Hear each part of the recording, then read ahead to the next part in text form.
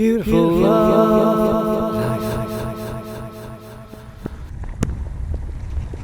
On the 10th of May 2023, the Round Britain Cruise RBC 60 came to Plymouth, and we were there to record it. Hello there, what's your name? Tony. And what's the name of your boat? The boat is called Squiggles. Squiggles. There's a story behind that. My son, who paid for the boat, he and his wife run a chain of Thai restaurants called Giggling Squid. Right. And he wanted the boat to be called Giggling Squid. Nice one. But that's a very long name, and I didn't really want to make a stencil or carve that name. Yeah. So his children call the restaurants Squiggles. Yeah. And that's what I decided to call it. So that's where the name It sounds like a book I used to read. Squiggles Goes to Work. No, that's Biggles, sorry. No, Squiggles. Sorry. So how old is she? But I finished it 2.5 years ago. I built it myself from scratch. Crikey. I bought the plans from Dudley Dix, the designer. Yeah. And it took me 2.5 years to build it. Are you a boat builder by trade then? No, I'm a ship's captain by trade. Crumbs. What sort of ships do you sell? I was on tankers all my life. Right, okay. Up to about 60, 70,000 tonnes. Crumbs. But the best ones are the small ones. So you've been all over the world then? Yeah, pretty much. Pretty much all over the world. Yeah. I was on coastal tankers around UK when children were growing up. I was doing short trips, 5-6 week trips. But as soon as they left home, go to college, my wife said, I want to go back to sea with you, but I'm not going on those little coasters. Yeah. So I arranged to go to deep sea ships. Crumbs. My first offer was coastal trading, coastal tankers Yes. around the Caribbean. Crumbs. A different island every day, Wow, which was great look fun. at you. My wife loved it. Yeah. We learned to snorkel and she had a ball. Yeah. But all good things come to an So it's like the Richard Branson lifestyle, really. end. Well, not Nice quite. Not quite. So what sort of boat is this? It's designed by Dudley Dix, who Yes. is South African but now living in America. Right. It's one of a series of boats. The smallest, which the guy I was talking to just now has built, is called a Cape Cutter. Right, okay. 19 foot long. This is the next one, the Cape Henry, Yeah. 21 foot long.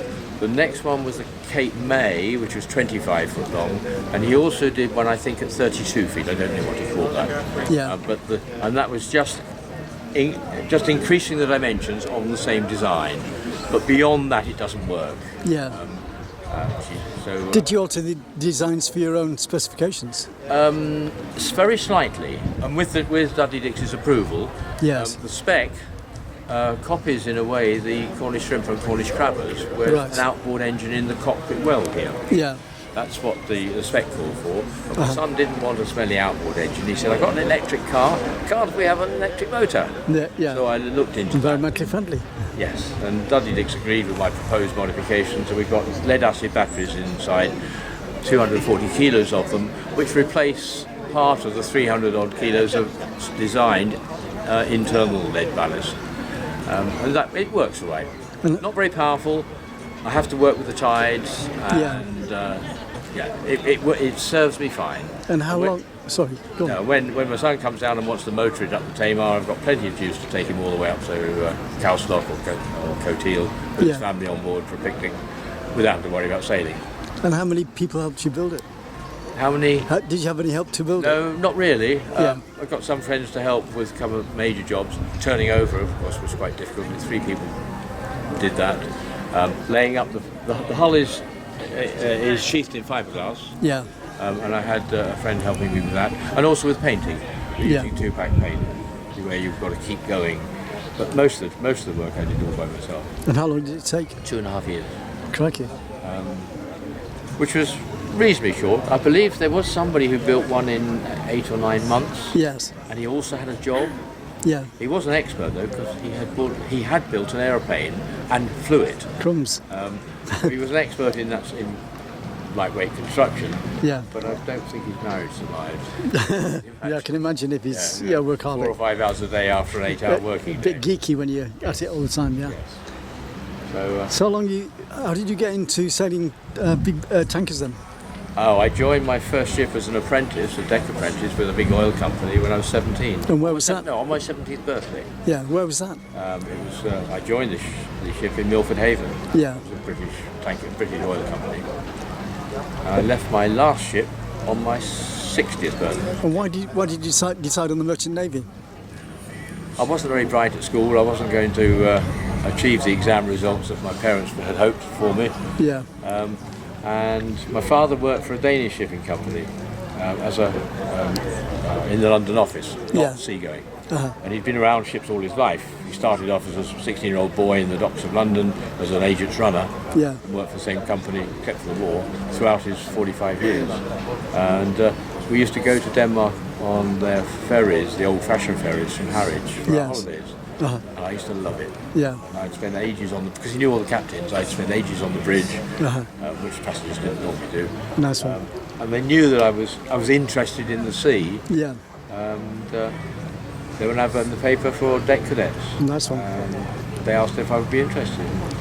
Being very young and naive and inexperienced, and not having a clue what I really wanted to do. Well, you soon got the life experience anyway, going out to sea. Yes, and I said yes, and I succeeded. I came to Plymouth to do a nautical studies degree at what was then a polytechnic, it's now university. Yes. That's how we ended up down here.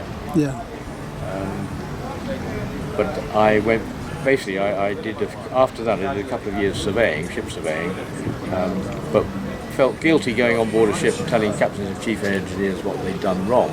When no, they don't like that. Surveyor, because obviously something got wrong. All I survey. I'd never had command. So that's why I joined the British Coastal Tanker Company and got command very quickly. I really enjoyed the job. I took to it like a duck to water, you might say. Well, thanks a lot for your story. What's your name again? My name's Tony. And what's the name of your boat again? The boat is Squiggles. Of course. Thank you. Registered in Saltash. Thank you. I keep it at the yacht club. You said you were going to have a longer name, but your son said it was too long. No, I said it was too long. Oh, right, okay. He was the one who wanted Giggling Squid, the name of their restaurant chain. The grandchildren suggested, why not call it Squiggles? So where's the restaurant chain? All over the country. It's got 45 or 50 restaurants now. It's still growing. They built it up from one restaurant. And what sort of food do they specialise in? It's Thai. Right, you did say Thai, that. so it's all Thai. They call it Thai tapas. But it's all Thai food, Thai street food in a way. Does that come from his life experience of going to those areas of the world? No, it's my son married a Thai girl 20 odd years ago, and he had a high-powered job working for a major British company, and his wife wanted to run her own business, so they started a restaurant in Brighton, and then a second one came available, and they started that one just when in the financial crash in 2008. And they thought, oh goodness, we're going to go bankrupt. But that one, which was a different name and a different menu from the first one, was much more successful. Brilliant. And so they changed the first one to the same name and changed the menu. And that doubled its turnover. Brilliant. When they had 4 restaurants, they said, I can give up my 6-figure salary and start working in a restaurant chain. It's done. It's built it up to a multi-million-pound business now. Brilliant. So, Well, thanks for your stories. Nice talking to you. Nice one, and you too. Thank you. I'm sure you have plenty more stories from other people. We'll have done. Thank you.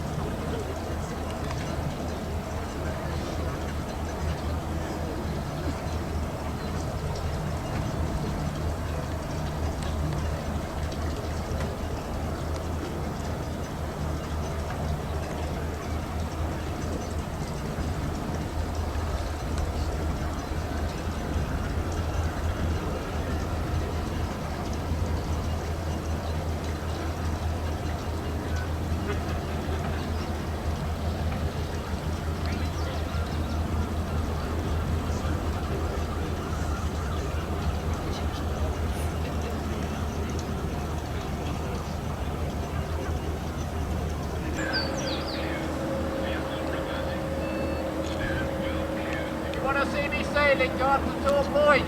Yeah, go on. Go to Tor Point. I'd like to sailing up Hathaway. Okay, Tor Point.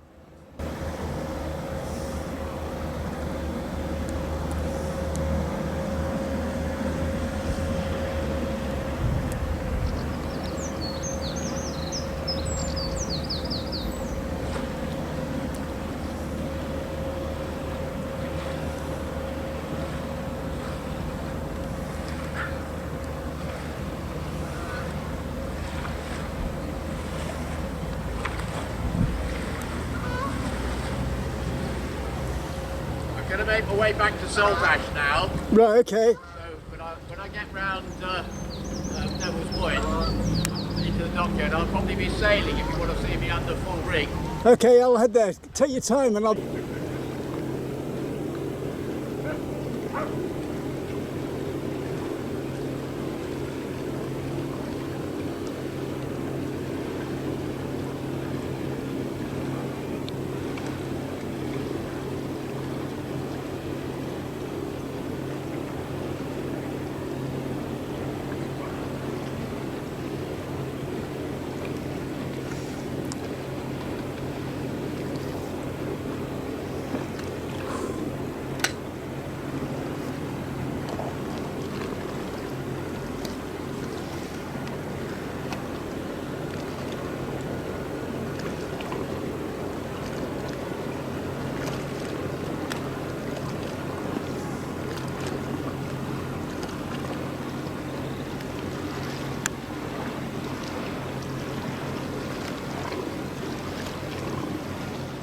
Special thanks to BBC Radio Cornwall, Plymouth Gin, Sutton Harbor Holdings, Jonathan Brice, the Plymouth organiser, and everyone involved in the Round Britain Cruise RBC 60 2023. 30 years of culture and the arts as a free service on Love Summertime TV. Don't forget to friend and share my videos, subscribe to my channel and support me through PayPal at tcsphoto1@gmail.com. Thanks for watching the video. It's